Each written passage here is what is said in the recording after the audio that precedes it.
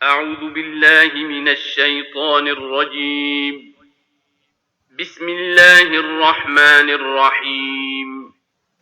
لا يملكون الشفاعة إلا من اتخذ عند الرحمن عهدا. سورہ مبارکہ مریم ورس نمبر 87، جس میں ارشاد قدرت ہو رہا ہے لا یملکون، مالک نہیں ہوں گے۔ مالک وہ ہوتا ہے جو اختیارات رکھتا ہو، سو مالک نہیں ہوں گے یعنی اختیار نہیں رکھتے ہوں گے۔ الشفاعت، شفاعت کا، سفارش کا اختیار اور حق نہیں رکھتے ہوں گے، الا مگر وہ لوگ، من اتخذ کہ جس نے لے لیا ہو، عند الرحمن خدا کے پاس، عہدہ ایک عہد، ایک قرار اور ایک وعدہ۔ سو اس سے پہلے کی چونکہ دو آیات ایسی تھیں جس میں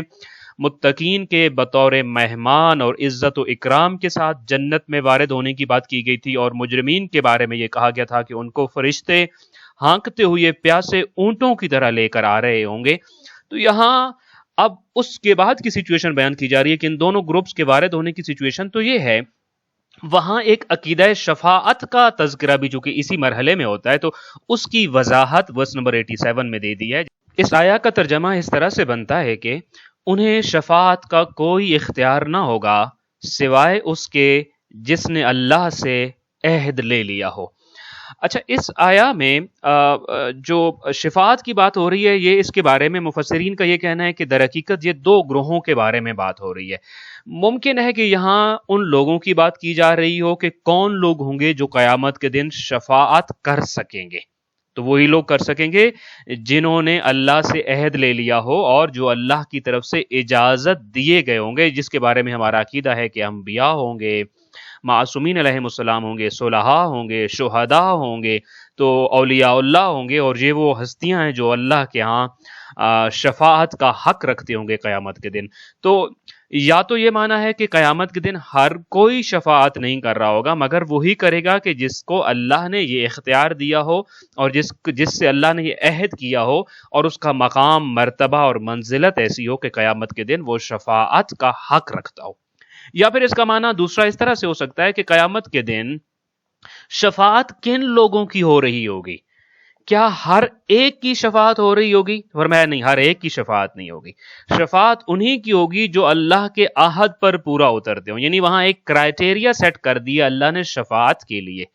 اور میں انشاءاللہ تعالی عرض کرتا ہوں کہ چونکہ عقیدہ شفاعت کا ایک فائدہ ہے، اور اگر اس کو خدا نہ خواستہ غلط سمجھا جائے تو اس کا ایک نقصان بھی ہے۔ امام زین العابدین علیہ الصلوۃ والسلام کے بارے میں ایک واقعہ جو طاؤس یمانی سے مروی ہے کہ طاؤس کہتے ہیں میں حج کے لیے مکہ میں گیا ہوا تھا، اور میں جب طواف کعبہ کے لیے گیا تو میں نے دیکھا میزاب کے عین نیچے کوئی جوان موجود ہے جو نماز ادا کر رہا ہے اور رو رو کر دعائیں مانگ رہا ہے۔ جب وہ جوان اپنی نماز سے فارغ ہوا تو میں نے قریب جا کر دیکھا تو مجھے معلوم ہوا کہ یہ کوئی اور نہیں بلکہ میرے وقت کے امام زین العابدین علیہ الصلوۃ والسلام ہیں۔ تو کہتے ہیں کہ میں فوراً امام کے قریب چلا گیا اور میں نے امام علیہ الصلوۃ والسلام سے عرض کیا کہ فرزند رسول، میں آپ کو اس حالت میں کیوں دیکھ رہا ہوں؟ حالانکہ آپ میں تو 3 ایسی کوالٹیز ہیں کہ آپ کو ہر قسم کے خوف سے امان دلا دیتی ہیں۔ یہ حالت گریہ جو آپ کے اوپر ہے تو یہ تو اس شخص کے لیے ہوتا ہے جس کو کسی چیز کا خوف لاحق ہو۔ وَلَكَ ثَلَاثٌ أَرْجُو أَن تُؤْمِنَكَ مِنَ الْخَوْفِ، 3 کوالٹیز آپ کے پاس وہ ہیں، ہر طرح کا خوف آپ سے دور ہو جاتا ہے۔ پہلی کوالٹی یہ کہ آپ فرزند رسول ہیں، اِنَّكَ ابن رسول اللہ، لہذا جو فرزند رسول ہے اس کو بھلا کس چیز کا خوف اور خطر ہو سکتا ہے؟ اور دوسری یہ کہ آپ کے نانا کی شفاعت کا عقیدہ ہے اور اللہ نے وعدہ کر رکھا ہے ہم سے شفاعت جد کا، یہ دوسری کوالٹی کہ جس کی وجہ سے آپ کو کسی قسم کا کوئی خوف اور خطرہ نہیں ہونا چاہیے۔ دنیا میں آپ فرزند رسول ہیں لہٰذا آپ کا کوئی بگاڑ نہیں سکتا، قیامت میں آپ کے نانا کو شاک شفاعت ملے گا، اگر آپ اس دن کے لیے پریشان ہیں تو آپ دوبارہ امان میں چلے جاتے ہیں۔ اور تیسری یہ ہے کہ رحمت اللہ عز وجل، اللہ کی رحمت آپ کے شامل حال ہے، نہ یہاں کوئی پریشانی نہ قیامت کے دن پریشانی۔ اے فرزند رسول، میں آپ کو اتنا پریشان کیوں دیکھ رہا ہوں؟ آپ کیوں گریہ کر رہے ہیں؟ تو امام علیہ الصلوۃ والسلام نے فرمایا کہ طاؤس یہ تم نے 3 باتیں کی ہیں، ان 3 باتوں کا جواب سن لو کہ جہاں تک یہ بات ہے کہ میں رسول اللہ صلی اللہ علیہ وآلہ وسلم کا فرزند ہوں تو مجھے عذاب آخرت سے یہ بات بچانے کے لیے کافی نہیں ہے۔ اما انی ابن رسول اللہ فذاک لا یؤمننی، یہ بات تو کافی نہیں ہے۔ کیا تم نے قرآن مجید نہیں پڑھا؟ قرآن یہ کہتا ہے سورہ المومنون میں کہ فلا انصاب بینہم یومئذ، یعنی قیامت کا دن وہ دن ہوگا کہ جس دن لوگوں کے مابین رشتے نہ رہیں گے۔ میرا فرزند رسول ہونا یہ تو یہاں کے لیے ہے، قیامت میں تو قرآن نے یہ کہا ہے رشتے ناطے ختم ہو جائیں گے، عمل اور کردار سامنے آئے گا، اسی بنیاد پہ ہر ایک شخص کی قسمت کا فیصلہ ہو رہا ہوگا اور اس کا رزلٹ سامنے آ رہا ہوگا۔ تم نے دوسری بات کی تھی شفاعت و جدے کا، جس کے لیے میں یہ واقعہ آپ کے سامنے پیش کر رہا ہوں۔ تو آپ علیہ الصلوۃ والسلام نے فرمایا کہ میرے نانا کی شفاعت بھی قیامت کے دن مجھے امن نہ دے سکے گی، اس لیے کہ اللہ نے سورہ الانبیاء ورس نمبر 28 میں ارشاد فرمایا ہے کہ لا یشفعون الا لمن ارتضی، یعنی قیامت کے دن شفاعت ضرور ہوگی۔ کس کی شفاعت کی جائے گی؟ وہ صرف اس کی شفاعت کریں گے جس سے اللہ راضی ہو۔ لہٰذا صرف یہ بات کہ میرے نانا کو حق شفاعت حاصل ہوگا یہ کافی نہیں ہے، بلکہ یہ شرط بھی ضروری ہے کہ اللہ بھی راضی ہو اور ان کو اذن بھی دے کہ وہ میری شفاعت کریں۔ صرف یہ کہہ لینا کافی نہیں ہے، اتنا تعلق پیدا کر لینا کافی نہیں ہے کہ میرے نانا رسول خدا اور ان کو حق شفاعت ہے، میں ان کا بیٹا ہوں تو میری شفاعت تو ہو جائے گی۔ فرمایا کہ شفاعت اس کی ہوگی جیسا کہ اس آیا میں بھی بیان کیا جا رہا ہے کہ من اتخذ عند الرحمن عہدا، جو اللہ کے عہد قول اور قرار پہ پورا اترتا ہوگا، یا جس کو دوسری آیا الانبیاء میں ورس نمبر 28 میں یوں ارشاد فرمایا کہ الا لمن ارتضی، کہ جس سے خدا راضی ہوگا اسی کو شفاعت ملے گی۔ اور تیسری چیز آپ علیہ الصلوۃ والسلام نے طاؤس سے مخاطب کر کے فرمایا کہ طاؤس اللہ کی رحمت کے بارے میں تم نے کہا ہے نا کہ اللہ کی رحمت ہم سب کو اپنے دائرے میں لے لے گی، تو فرمایا قرآن تو یہ کہتا ہے کہ ان رحمت اللہ قریب من المحسنین، یعنی اللہ کی رحمت اچھا عمل کرنے والوں کے ساتھ ہے، اور میں نہیں سمجھتا کہ میرے پاس اتنا اچھا عمل ہوگا یا میں ان لوگوں میں شامل ہوں گا کہ جن کو اللہ کی رحمت ہو شامل حال ہوتی ہے۔ اینی ہاؤ، یہ جو واقعہ آپ کے سامنے بیان کیا ہے اس کا مقصد خاص طور پہ اس کی دوسری چیز کی طرف متوجہ کرنا ہے کہ امام زین العابدین علیہ الصلوۃ والسلام بھی ہمیں متوجہ کر رہے ہیں کہ شفاعت کا ایک کرائٹیریا ہوگا۔ اچھا، شفاعت کے بارے میں ہم نے آپ کے سامنے 2 نظریے بیان کیے، یا تو یہ آیا یہ کہہ رہی ہے کہ ہر کوئی شفاعت نہیں کر سکے گا مگر وہی لوگ کریں گے جن کو اللہ اجازت دے گا، تو اس سے مشرکین مکہ کے نظریے کو باطل کیا جا رہا تھا، جن کا ماننا یہ تھا کہ ان کے معبود، ان کے الہ اور ان کے بت قیامت کے دن ان کو خدا کے ہاں بچا لیں گے۔ تو فرمایا یہ ضرور قیامت کے دن کچھ لوگ بچا رہے ہوں گے مگر وہی لوگ بچائیں گے جن کو ہم حق کی شفاعت عطا کریں گے۔ لہذا مشرکین مکہ کے اس نظریے کا توڑ اس آیا کے ذریعے ملتا ہے۔ اس سورہ میں آیا بالخصوص چونکہ ہم سورہ مریم پڑھتے ہوئے ہماری کوشش یہ ہوتی ہے کہ ہم سورہ مریم کی ہر آیا کو پڑھتے ہوئے یہ سمجھیں کہ یہ آیا آج مجھے کس بات پر مخاطب کر رہی ہے اور میرے 24 آورز میں کون کون سی چیزیں پوائنٹ آؤٹ کر رہی ہے کہ یہ چیزیں تمہیں چھوڑنا ہوں گی اور یہ کام تمہیں کرنا ہوگا۔ تو یہ آیا گویا کہ مجھے اور آپ کو خاص طور پہ متوجہ کر رہی ہے یہ جو شفاعت ہے، شفاعت بھی خدا کی اجازت سے ہوگی اور ان لوگوں کے لیے شفاعت ہوگی کہ جن کے لیے اللہ کی ذات اجازت دے گی۔ یعنی ایسے نہیں ہوگا کہ انبیاء، ائمہ اور پھر وہ لوگ جن کو شفاعت کا حق حاصل ہوگا وہ خود سے آگے بڑھیں گے اور خدا کی اجازت حاصل کیے بغیر اپنی مرضی سے وہ کسی کی بھی شفاعت کر دیں گے، اور اس موقع پہ ایسا ہوگا کہ وہ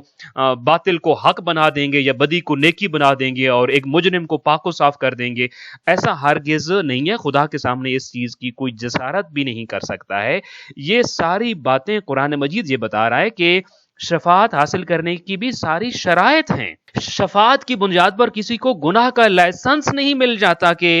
وہ گناہ کرتا پھرے اس لیے کہ وہ تو ائمہ اہل البیت علیہ السلام کے مکتب کا ماننے والا ہے، اور اگر اس کی شفاعت نہیں ہوگی تو کس کی ہوگی، اور اگر وہ داخل جنت نہیں ہوگا تو جنت بنی کس کے لیے ہے۔ شفاعت ضرور ہوگی مگر ان لوگوں کے لیے ہوگی جن کو اللہ اذن، جن کی شفاعت کا اذن ان لوگوں کو دیا جائے گا جو وہاں شفیع بن کر پیش ہو رہے ہوں گے۔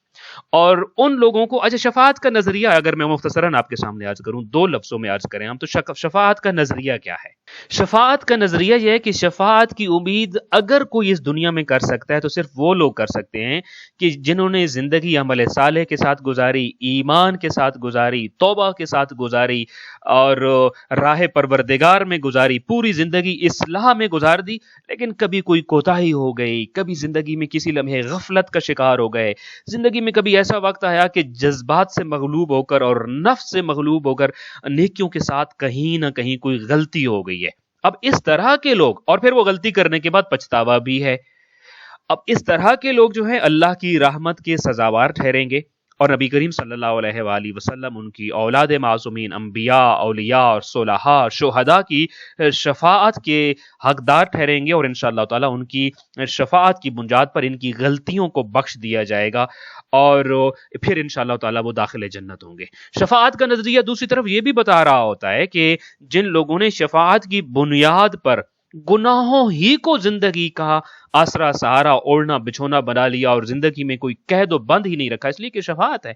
ہم تو مکتب اہل بیت کے ماننے والے ہیں، ہم تو علی ولی اللہ پڑھنے والے ہیں، ہم تو اولاد رسول ہیں فار ایگزامپل، یا پھر ہم تو مکتب تشیع اور مکتب اہل بیت سے تعلق رکھتے ہیں، لہٰذا اگر ہمیں ہی معصومین کی شفاعت نہیں ملے گی تو معصومین نے شفاعت پھر کس کی کرنی ہے؟ یہ در حقیقت وہ یہود کا نظریہ ہے کہ جس کے بارے میں ان کا قرآن مجید نے نقل کیا ہے کہ وہ کہتے تھے سیغفر لنا، ہمیں جلدی بخش دیا جائے گا، ہماری بخشش کا سامان وہاں موجود ہے، اللہ کے پیارے جو ہیں ہماری شفاعت کر لیں گے اور ہمارے گناہ سارے کے سارے بخش دیے جائیں گے، اور یہ خوش فہمی میں مبتلا رہتے، اور پروردگار نے ان کی خوش فہمی کو سختی سے رد کیا ہے۔ یہ آیا بھی ان لوگوں کی خوش فہمی کو رد کرتی ہے جن کا خدا نخواستہ کسی طرح سے ماننا یہ ہے کہ قیامت کے دن شفیع جو پیش ہوں گے وہ انہیں بچا لیں گے، اس لیے کہ ہم نے ان کی محبت کا صرف اعلان کر رکھا ہے۔ لہذا سورہ مریم کی اس آیا کو پڑھتے ہوئے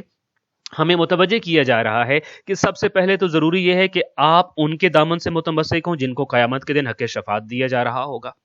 دوسری بات ضروری یہ ہے کہ آپ اپنے آپ کو ان لوگوں کے کرائٹیریا کے اندر لے آئیں، اس دائرہ کار کے اندر لے آئیں کہ جن کی شفاعت کرنے کے لیے اللہ اجازت دے رہا ہوگا۔ اور تیسری بات امام زین العابدین علیہ الصلوۃ والسلام نے طاؤس کے ذریعے مجھے اور آپ سب کو بتائی ہے کہ اللہ کی کی طرف سے شفاعت کی اجازت ان لوگوں کے بارے میں دی جائے گی کہ لمن ارتضی، جن سے اللہ راضی ہوگا، جنہوں نے غلطی میں، کوتاہی میں، کبھی کسی غفلت کا شکار ہو کر گناہ کیا ہو اور اس پر پچھتائے بھی ہوں، مگر وہ گناہ کسی طرح ان کے ساتھ وہاں تک چلا گیا ہو، تو اللہ کی ذات پھر ان شفیع حضرات کو اور شفیع ہستیوں کو اجازت دے گی کہ اس کی شفاعت کر کے اس کو داخل جنت کریں گے۔ سو انشاءاللہ تعالی ہمیں شفاعت کے ساتھ پر امید رہنا ہے، مگر جن لوگوں کی شفاعت کی جا رہی ہوگی ان کے سرکل میں لے جانے کے لیے ہر وقت انشاءاللہ تعالی کوشاں بھی رہنا ہے۔ دعا ہے خالق کائنات قیامت کے مشکل ترین مراحل میں ہمیں ائمہ اہل البیت علیہم السلام اور بالخصوص مادر حسین کی شفاعت حاصل کرنے والے لوگوں میں سے شمار فرمائے، اور انشاءاللہ تعالی ان کے جوار میں جگہ نصیب فرمائے۔ والسلام علیکم ورحمۃ اللہ وبرکاتہ۔